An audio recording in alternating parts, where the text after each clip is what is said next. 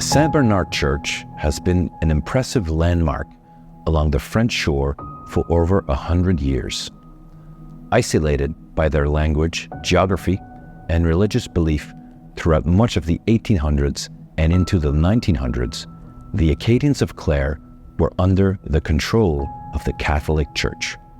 Locally born, Father Edouard Leblanc had a vision where his parishioners would erect a temple similar to the grand churches and cathedrals of the Old World.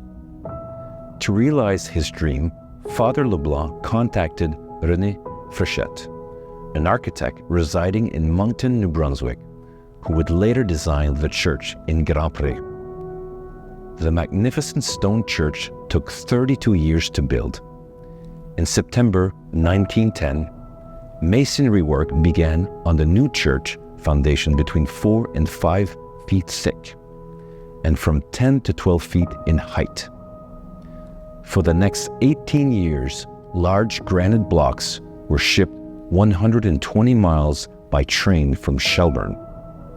Ox teams led by local farmers then hauled the granite stones to the site where they were painstakingly cut and laid by hand.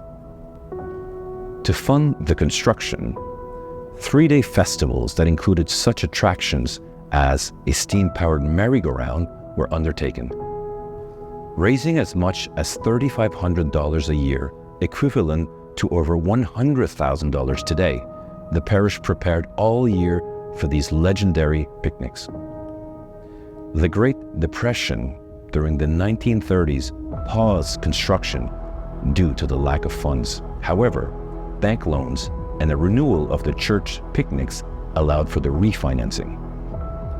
There are upwards of 8,000 blocks of granite and several tons of cement in the outside walls.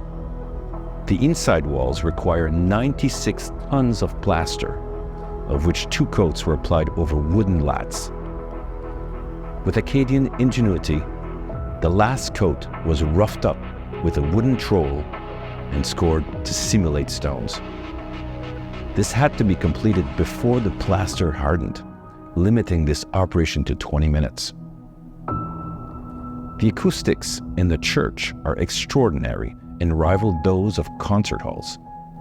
Many world-renowned musicians, individuals and groups have performed here during the Music Saint Bernard concert series during the early 2000s. This church is also the perfect venue to showcase a cassavant organ with its 1,222 pipes. Up until recently, students offered guided tours of the grand edifice to tourists. After the diocese deconsecrated St. Bernard in June 2022, 2 non-profit groups organized a fundraising campaign. Their efforts led to the repairs and upgrades, allowing the building to be open to the public for several months and the Congrès Mondial Acadien in 2024.